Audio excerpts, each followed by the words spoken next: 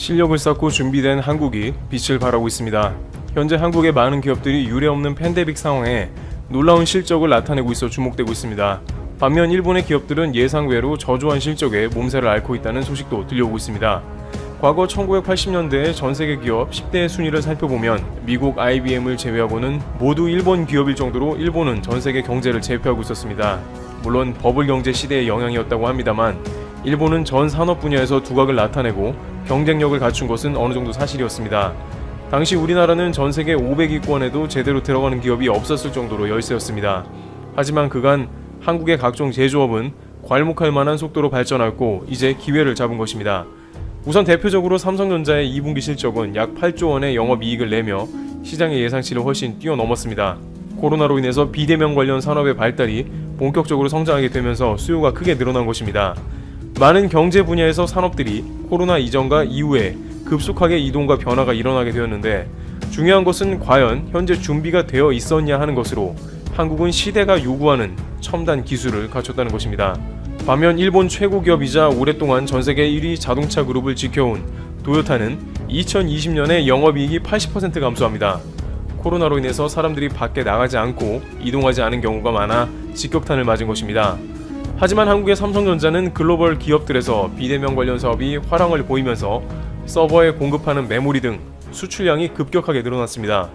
오랫동안 해당 분야에 투자해오고 연구 개발을 쉬지 않고 진행한 평소 모습이 코로나의 위기 때 오히려 전 세계가 원하는 반도체를 적재적소에 공급했던 것이 큰 이익을 본 것입니다. 미국의 대표 기업 아마존을 비롯해서 페이스북, 구글 등 대부분 코로나 시기에 어닝 서프라이즈를 기록한 업체로 클라우드 관련 사업 서버를 비롯한 반도체 수요가 급증했는데 이럴 때 삼성은 더욱 바쁠 수밖에 없었던 것이죠. SK 하이닉스 역시 분기 영업이익이 2조 원에 육박할 정도로 대단한 실적을 올렸습니다.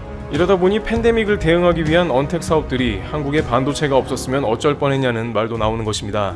선순환으로 이 회사들은 미국의 IT 기업은 물론 각종 기기들의 부품 등을 공급하면서 말 그대로 실적이 날아오르는 모습을 보이는 것입니다. 한편 한국 회사들의 이러한 활약은 달러도 끌어오고 있습니다. 전세계의 유동성 자금이 천문학적으로 집행되어 투자할 곳을 찾고 있다는 것입니다. 미국은 역사상 가장 많은 돈을 시중에 풀고 있는 유동성 잔치를 벌였다고 이야기되고 있습니다. 그런데 이러한 거대한 자금이 흘러갈 곳을 찾고 있지만 아무데나 가는 것이 아니고 투자할 만한 곳이어야 합니다. 코로나로 인해서 내리막을 걷고 있는 사업들은 외면을 당하나 한국 기업들은 말 그대로 알짜배기의 투자 대상인 것입니다. 외국인들은 한국의 삼성전자를 비롯해서 관련 사업에서 많은 양으로 매수하고 있습니다. 달러가 많이 풀려서 약세가 되며 이것이 신흥국으로 넘어오는데 미국 및 전 세계 주요 언택트 사업을 받쳐줄 수많은 기업들 중에서 단연 한국의 반도체 회사가 그 투자의 우선순위 대상이라고 할 수 있는 것입니다. 또한 반도체뿐만 아니라 LG화학이나 현대자동차 등 미래 사업을 준비 중인 한국 기업들도 선전했습니다. LG화학은 전기차 시장을 바라보고 공격적으로 투자해 세계 전기자동차 배터리 부분 1위에 올라섰습니다. 그러나 한때 테슬라 독점 공급하던 전기차 배터리 부분 1위를 해오던 파나소닉은 2분기 영업이익이 410억 원에 그쳐 LG화학의 동기간 영업이익인 5,700억에 10분의 1도 못 미쳤고 LG는 1위를 해오던 파나소닉을 완전히 눌렀습니다. 앞서 언급된 도요타도 2분기 영업이익이 1,500억 원에 그친 반면 현대차는 약 6천억 원의 영업이익으로 도요타를 4배 가까이 앞서면서 자동차 분야에서조차 세계 1위 기업을 누르는 기염을 통하고 있는 상황입니다. 현대차는 전기차 등에 대한 투자를 늘려가면서 미래 사업을 대비하고 있다는 것도 과거 전통적인 자동차 기업의 시대는 저물어가고 테슬라나 현대차같이 미래를 바라보는 기업들이 치고 나오는 상황인 것입니다. 이렇게 한국의 주요 기업들과 일본의 주요 기업들을 비교해보면 그야말로 한국의 압승이 확실한 국면입니다. 일각에서는 한국 특유의 국난 극복 DNA가 여지없이 발휘된 장면이 아닌가라는 평가도 이어지고 있습니다. 팬데믹이 시작된 초반에 한국은 중국과 지리적으로 가까워 다른 나라들보다 빠르게 코로나가 확산된 모습을 보입니다. 그러나 다른 어떤 나라들보다도 확실하고 빠르게 방역에 성공했고 그것은 공장이 돌아가는 힘이 되었습니다. 많은 이들은 일터에서 어렵지만 충분히 일할 수 있었고 한국의 주요 산업과 함께 시너지를 발휘하게 된 것이죠. 결국 이런 국난 극복의 힘은 OECD 국가 중에 경제 성장률을 마이너스 3%로 가장 뛰어나게 방어하게 된 주요 요인이 되었습니다. 업계에서는 일본이 이러한 한국의 약진에 대해서 크게 두 가지의 생각이 교차하고 있다고 전합니다. 우선 작년 수출 규제 때만 해도 일본은 물론이고 한국의 많은 이들이 반도체 사업이 큰 어려움을 겪을 것이고 한국의 중추산업이 고사될 위기에 처하면 한국은 가장 심각한 위기에 직면할 것이라는 예상을 했다는 것입니다. 그러나 한국은 별다른 지장이 없었고 오히려 코로나 사태가 오면서 미국의 주요 IT 기업들을 비롯해서 전 세계의 비대면 관련 사업을 확장하는 회사들이 앞다투어 한국 반도체를 받으려고 줄을 섰다는 것입니다. 일본과 한국의 예상이 동시에 빗나갔으며 오히려 한국 반도체는 올해와 내년에 더욱 날아오른다는 것이죠.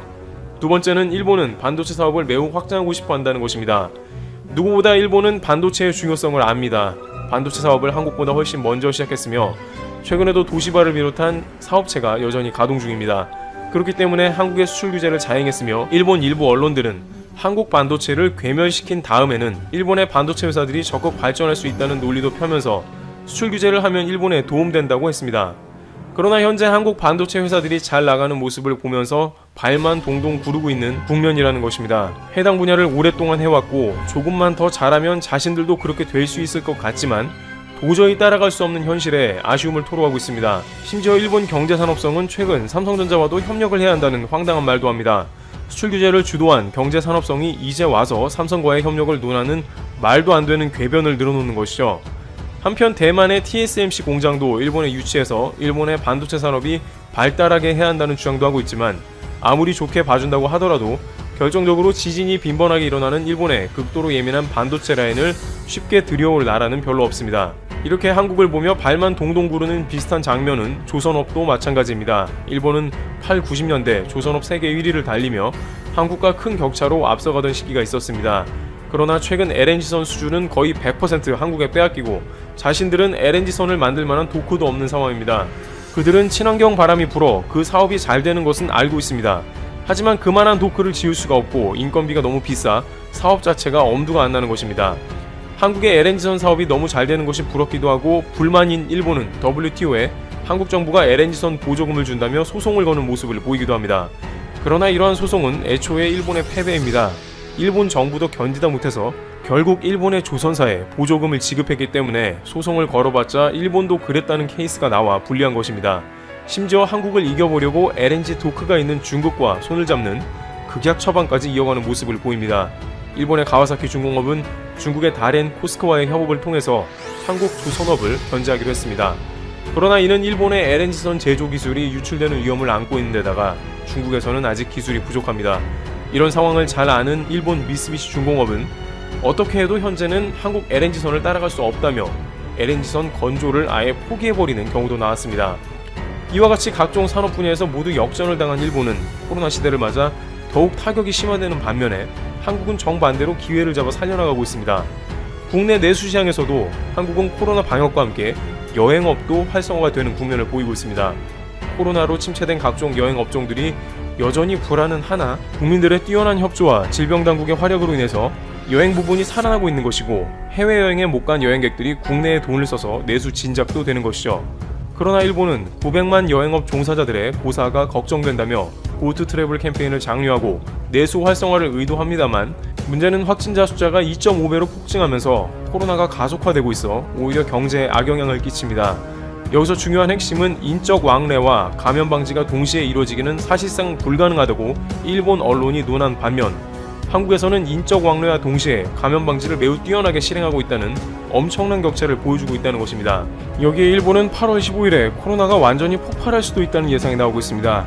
한국으로 치면 추석이 일본의 오봉인데 한국의 추석처럼 귀성해 성묘하고 가족들이 만나 함께 시간을 보내는 명절로 법정 공휴일은 아니지만 양력 8월 15일을 전후로 기업별로 사흘 이상 휴무를 하게 됩니다. 따라서 많은 이들이 왕래하게 되어 일본 당국은 긴장합니다. 이럴 때 일본에서는 한국과 적극적인 방역 협력을 위한 교류를 해야 한다는 목소리가 일부에서 나옵니다만 오히려 한국 때리기를 가속화하면서 한국과 다양한 국면에서 충돌하는 모습을 보이고 있습니다. 최근 일본의 모 방송국에서는 안 그래도 코로나로 힘든 국면인데 한국이 도발을 하고 있다고 언급합니다. 자신들은 코로나로 신경 쓸 틈도 없는데 한국은 불매운동과 더불어 국제소송까지 걸고 있다는 것입니다. 코로나 때는 잠자코 있어야 하는 게 국제 매너인데 한국은 지금 상상을 초월하고 있다, 이런 식입니다. 이와 같이 한일이 지리적으로 가까워 코로나 때 여러 가지 면에서 도움을 주고받을 수도 있습니다만 오히려 큰 격차를 보이며 한국의 시샘하는 면도 나옵니다. 준비된 한국의 산업과 방역이 이러한 국면을 만든 것입니다. 많은 전문가들은 한국은 기회를 잡았고 이것을 위해 역량을 집중하면 코로나 이후 상당히 앞설 것이라 전망합니다. 트리블튜브 여기서 마치겠습니다. 감사합니다.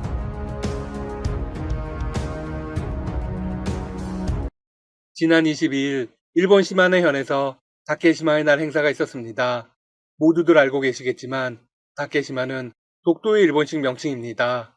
다케시마의 날은 일본 지방정부인 시마네현이 2005년부터 매년 2월 22일에 주관하고 있는 행사입니다. 1905년 2월 22일 독도가 일본 제국의 시마네현에 편입되었다면서 제정한 것이죠. 그런데 실제로 편입이 아니라 강제로 빼앗은 것입니다. 공식적인 편입의 증거는 단 한 번도 제시한 적이 없습니다. 사실관계는 태정관 지령문에 나와 있습니다. 태정관은 일본 메이지 시대의 최고 국가기관이었습니다. 태정관 지령문에 보면 1877년 3월 29일 날짜로 이런 내용이 나옵니다. 일본의 영토와 울릉도 독도는 전혀 관계가 없다. 네, 일본 스스로 독도가 자신들의 영토가 아니라는 사실을 인정한 것입니다. 최고기관이 인정했으니 발뺌할 수도 없습니다. 하지만 일본은 모두가 알고 있는 태정관 지령문 자체를 숨기고 있습니다. 만약 태정관 지령문을 인정할 경우 1905년의 독도 편입이 태정관 문서를 무시한 채 자행된 제국주의적 약탈 행위라는 걸 증명하기 때문입니다. 따라서 원천적으로 무효가 됩니다. 다케시마의 날 행사가 끝난 후 가토 관방장관은 정례 기자회견에 나서서 이렇게 망언했습니다. 다케시마는 역사적 사실에 비춰도 국제법상으로도 명백한 일본 고유의 영토이다. 다케시마 문제 해결을 위해서는 국제사회의 올바른 이해를 구해가는 것이 중요하다고 생각한다. 정부로서도 그런 대응을 강화하고 있다. 네, 역시나 근거 없이 무장하고 있습니다. 여기까지는 늘 해오던 이야기를 앵무새처럼 반복한 것입니다. 하지만 중요한 대목은 그 이후부터입니다. 그는 구체적인 방법에 대해서도 언급했습니다. 영어와 프랑스어 등 11개 언어로 다케시마 관련 동영상과 팸플렛 작성, 배포, 발신 등을 하고 있습니다. 이는 해외 대사관을 활용해서 할 것입니다. 또한 국내 전문가를 해외에 파견하고 해외 전문가들도 초빙해 올 예정입니다.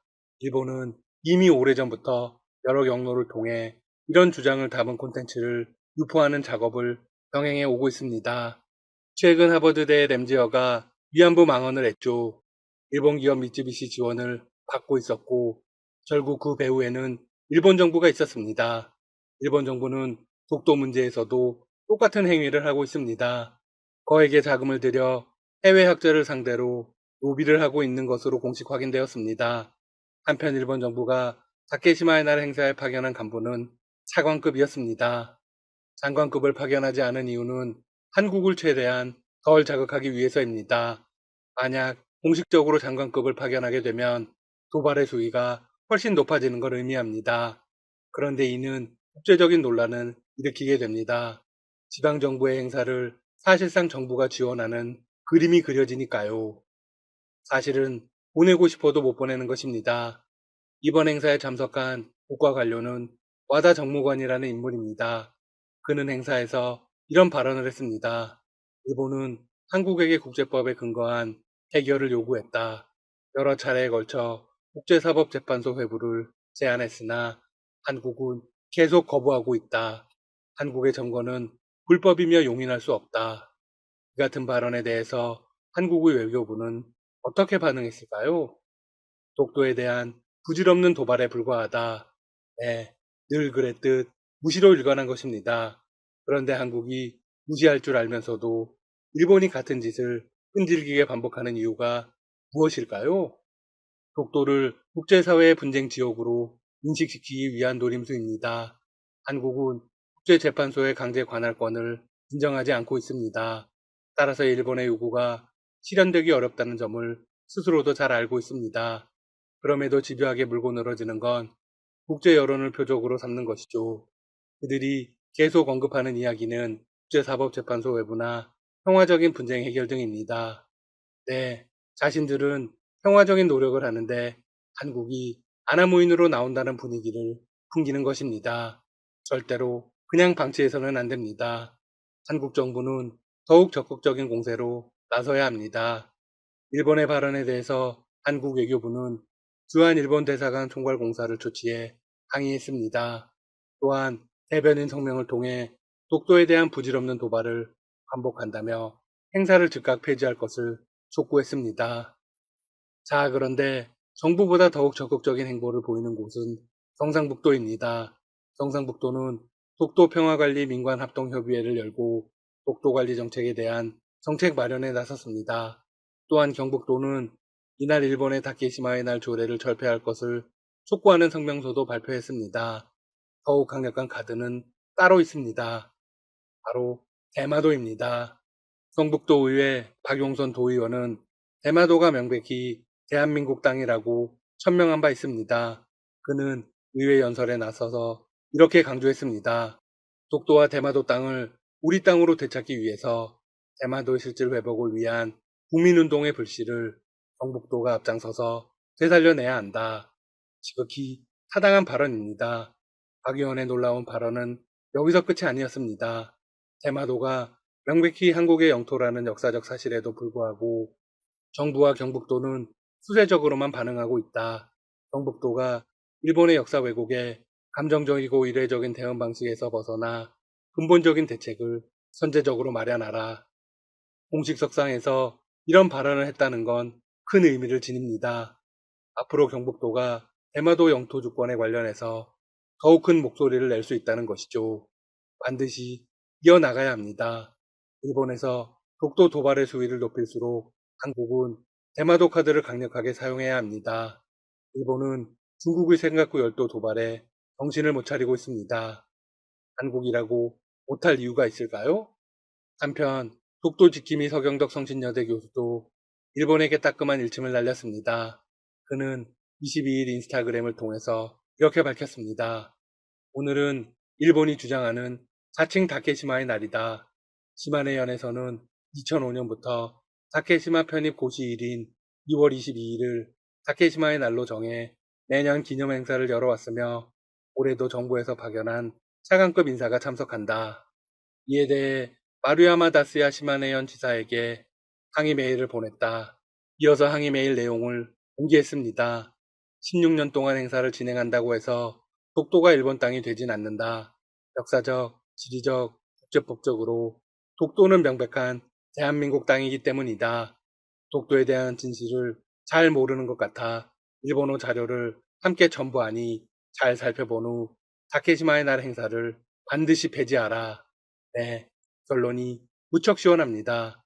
행사를 진행한다고 해서 독도가 자기네 땅이 되지 않습니다. 지역 예산만 실컷 낭비하는 셈이죠. 서 교수는 다케시마의 날 행사에 대한 일본인들의 관심이 커지는 것을 우려해 전방위적인 국제 홍보를 강화해야 한다고 강조했습니다. 옳은 이야기입니다. 한국 정부는 방어적인 태도에 머물러 있으면 결코 안 됩니다. 공격이 최선의 방어입니다.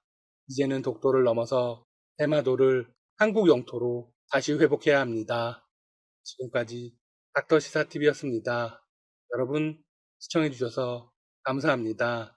구독과 좋아요 부탁드립니다.